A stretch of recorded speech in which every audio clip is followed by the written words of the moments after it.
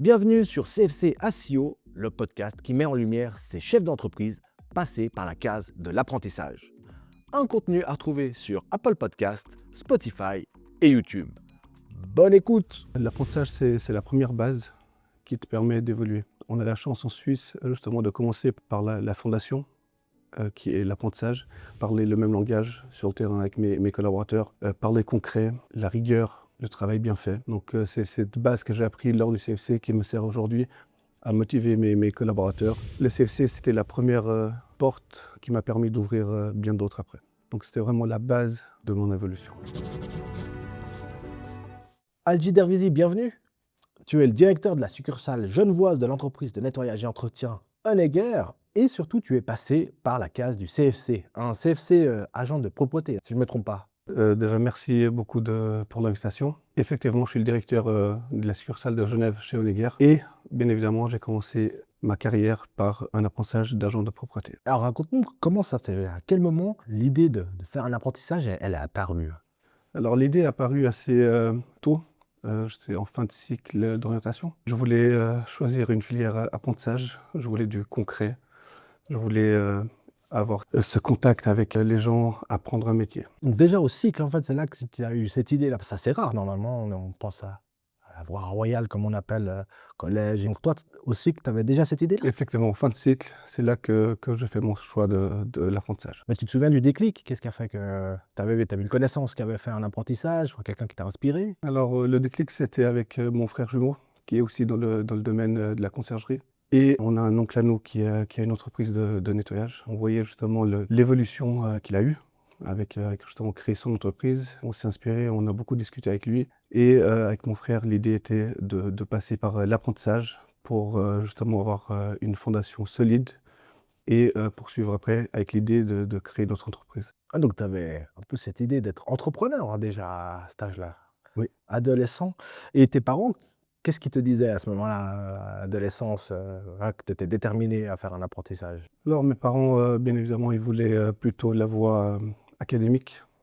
Ils voulaient qu'on fasse de grandes études, je pense comme beaucoup de parents. Seulement, on leur a expliqué que voilà, nous, on veut construire quelque chose de solide, on veut évoluer dans ce domaine. Et on leur a expliqué, justement, on a pris 2-3 exemples, dont notre oncle. Ils te sentaient motivé, j'imagine, hein? Oui, oui, ils sentaient la motivation, ils voyaient notre objectif, on leur a expliqué l'objectif.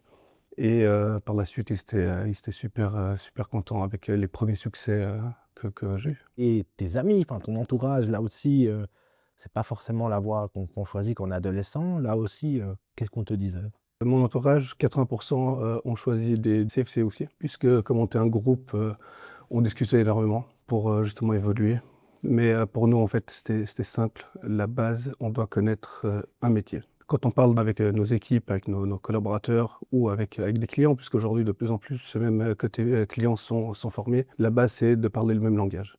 Et ça donne aussi une crédibilité quand on parle avec nos collaborateurs, puisqu'on parle la même langue. Ouais, tu connais le métier finalement, enfin c'est ça, tu connais le terrain. Donc toi, tu as 36 ans, chef d'entreprise, enfin déjà une carrière assez fulgurante. Est-ce que tu peux nous expliquer ton parcours finalement? J'ai commencé par l'apprentissage. Ensuite, j'ai lancé mon entreprise. Directement enfin, Directement à à la 20 fin ans, du CFC. 2 ans après. Du L'entreprise en coup, quoi? de nettoyage dans le même domaine. Je l'ai gardé pendant 7 ans. Donc le CFC était la première porte qui m'a permis vraiment de gérer ma petite entreprise. Par la suite, je me suis dit que ce serait bien que je fasse un certificat de leadership que j'ai fait en 2017. Puis en 2022, je me suis orienté vers le brevet fédéral de spécialiste en gestion d'entreprise. Le brevet, j'aurais pas pu le faire si j'aurais pas fait la base, le CFC, puisque dans chaque brevet, on doit avoir un CFC au minimum. Ce qui m'a motivé, c'est l'évolution constamment d'apprendre, et c'est ce qui est bien en Suisse, c'est qu'on a la chance de commencer par un CFC et d'évoluer et d'arriver jusqu'au directeur ou plus si affinité. C'est un peu ta rampe de lancement, si je comprends bien. Le CFC, ça t'a servi de déclencheur dans ce monde, dans ce milieu de l'entrepreneuriat et ensuite tu as continué à te former.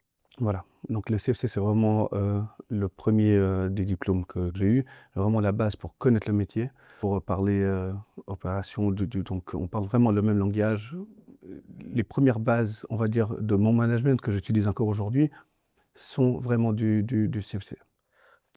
Là, quand tu faisais tes formations, tu avais toujours ta première entreprise, c'est ça? Oui, quand j'ai fait le leadership, j'avais mon entreprise et le brevet, j'étais chez Honegger. Et là aussi, avec mes chefs qui m'ont conseillé justement de faire ce brevet pour justement acquérir encore plus d'expérience et évoluer dans mon poste. Tu connais d'autres entrepreneurs qui sont passés tout d'abord par le CFC, par l'apprentissage? Qu'est-ce Alors, qu'on te dit dans ton milieu? oui, alors dans mon milieu, j'ai un ami qui est passé aussi comme moi, où il a fait un CFC, mais lui dans l'électricité. Sinon, non, je ne connais pas. Mon oncle, il n'avait pas de CFC à l'époque. Donc, lui, il est passé directement par la création d'entreprise, il a appris dans le tas.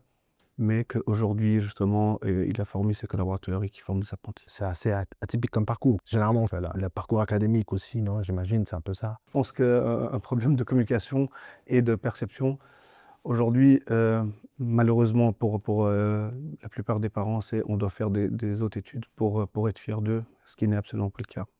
Et ça, est-ce que pour toi, c'est ça un peu la clé, à travers l'apprentissage, que finalement, c'est pas une fin en soi, l'apprentissage, ça ouvre à d'autres portes? L'apprentissage, c'est la première base qui te permet d'évoluer. On a la chance en Suisse, justement, de commencer par la fondation, qui est l'apprentissage, et de pouvoir évoluer si l'envie est. Aujourd'hui, directeur de la succursale genevoise de Honegger, rappelle-moi le nombre d'employés que tu gères. Alors aujourd'hui, chez Honegger, j'ai quelques 450 collaborateurs. C'est plus qu'une PME. Qu'est-ce que tu as appris dans ton CFC qui te sert aujourd'hui en tant que directeur d'une grande entreprise? Alors, je me sers toujours de la base que j'ai appris. Comme j'ai dit tout à l'heure, parler le même langage sur le terrain avec mes collaborateurs, parler concret, la rigueur, le travail bien fait. Donc, c'est cette base que j'ai appris lors du CFC qui me sert aujourd'hui à motiver mes collaborateurs. Tu penses que tu aurais eu la même trajectoire si tu n'étais pas passé par le CFC? Alors, je pense que sans le CFC, je ne serais pas là aujourd'hui. Déjà faire cette vidéo. Le CFC, c'était la première porte qui m'a permis d'ouvrir bien d'autres après. Donc, c'était vraiment la base de mon évolution. Aujourd'hui, dans ton entreprise, est-ce que tu continues cet exercice-là? Est-ce que tu formes des apprentis? Et Alors, pourquoi? on a besoin de gens formés, on a besoin de jeunes pour déjà l'économie genevoise, pour le métier et pour l'entreprise. Est-ce que c'est facile de recruter des apprentis aujourd'hui? Alors aujourd'hui, sur Genève, c'est pas facile. Je pense qu'il y a plusieurs facteurs qui font que, notamment le côté un peu moins glamour que d'autres métiers, que le côté aussi académique. Mais c'est quelque chose qui, pour moi, est une base. Donc, on cherche chaque fois la bonne personne, la personne qui est motivée. Et bien évidemment, je pense que votre format est excellent pour justement mettre en avant l'apprentissage. Attends, je te remercie du compliment. Où tu as raison, c'est dans le chiffre, hein. C'est à Genève, je te donne une petite statistique, c'est qu'à Genève, il y a environ seulement 5% des jeunes qui sortent du cycle, qui se lancent dans l'apprentissage. Quand je te dis ce chiffre, ça t'évoque quoi? Alors 5%, je ne cache pas que c'est alarmant et inquiétant.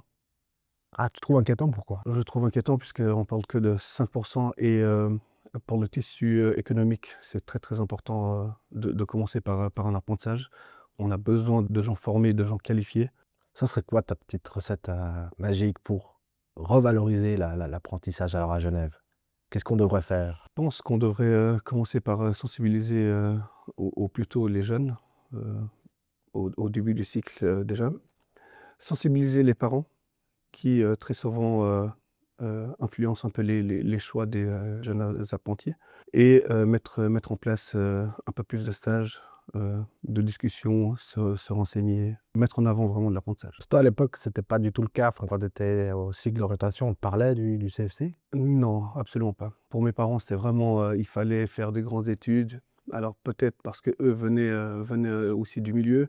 Pour eux, la réussite, c'était seulement faire des grandes études. Et avec mon parcours, bah, je leur ai prouvé que non, on n'est pas obligé de faire seulement des grandes études. On peut commencer par un CFC et bâtir tout le reste après. Tu dis la sensibilisation, enfin, c'est un peu ça, c'est ce que tu veux dire aux parents.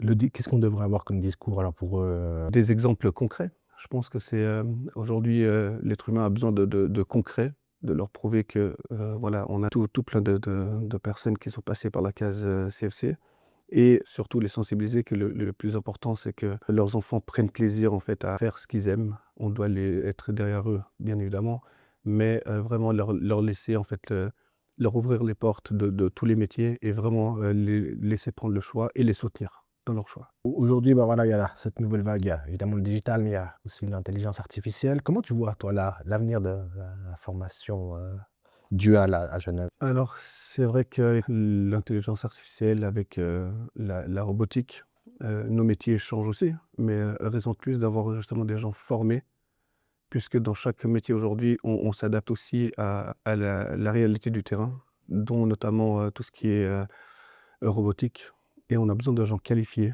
pour justement gérer ces projets à bien. Aujourd'hui, tu as des enfants ou pas du tout? Alors, j'ai un garçon de 2 ans. Moi, alors il est très, très, très, très jeune, mais c'est lui, ben, imaginons dans un futur, voilà, il te dit: «Je veux me lancer dans l'apprentissage», tu lui dirais quoi? Bien évidemment que je le laisserai choisir, le but est qu'il trouve son bonheur, mais je privilégierai la voie de l'apprentissage. Vraiment, connaître, apprendre un métier, pas forcément faire, de grandes études, mais ça c'est après ce sera son choix, mais j'essaierai plutôt de l'orienter vers, l'apprentissage et je pense que, pour chaque enfant, les parents sont un peu le premier exemple qu'on aimerait suivre et je pense que c'est quelque chose que je l'inspirerai. Dans cette idée, bah, voilà, Genève, c'est la lanterne rouge, hein, de l'apprentissage au niveau des jeunes. Comment t'expliques cette différence par rapport à d'autres cantons? Tu penses que c'est lié à quoi? Alors je pense que c'est lié à une ville internationale. Heu, je pense que c'est ce qui fait que, les gens, comme il y a beaucoup d'organisations, essayent plutôt de privilégier, la voie académique sans forcément en fait, aimer ce qu'on fait ou quoi que ce soit. Je pense que c'est vraiment par manque de communication, par manque de connaissance du métier, puisqu'un apprentissage, c'est aussi connaître le métier, c'est aussi, contribuer au tissu, économique genevois. Il y a aussi peut-être l'aspect culturel. Je pense qu'il y a aussi l'aspect culturel, mais je pense personnellement, c'est toutes ces organisations qui ont fait que ça a un peu changé notre culture. J'étais vraiment étonné du 5 de Bon, ça évolue, mais c'est vraiment toujours, ça évolue un peu plus dans le positif. On était à 3 il y a quelques années, mais c'est vraiment une minorité qui sort du cycle, qui se lance. Voilà, c'est pas le premier choix. Alors toi, tu es bon, une exception, j'ai envie de dire, dans le sens que, bah, tu étais déterminé, dès l'adolescence, mais généralement, c'est un peu le deuxième voire troisième choix. Si je devais te demander de résumer en un mot l'apprentissage, qu'est-ce qui te viendrait tout de suite en tête? alors en un seul mot, fondation. Puisque, une maison sans fondation, c'est cool. Un dirigeant sans un CFC, est pour moi, en tout cas personnellement, une carrière un peu plus fragile. Algis Dervizi, merci beaucoup, en tout cas pour ton discours, ton franc-parler aussi et ton histoire. C'est un parcours assez étonnant et je te dis à très bientôt et bonne chance pour la suite aussi. Merci à vous et merci tout ce que vous faites pour les jeunes et pour le canton de Genève.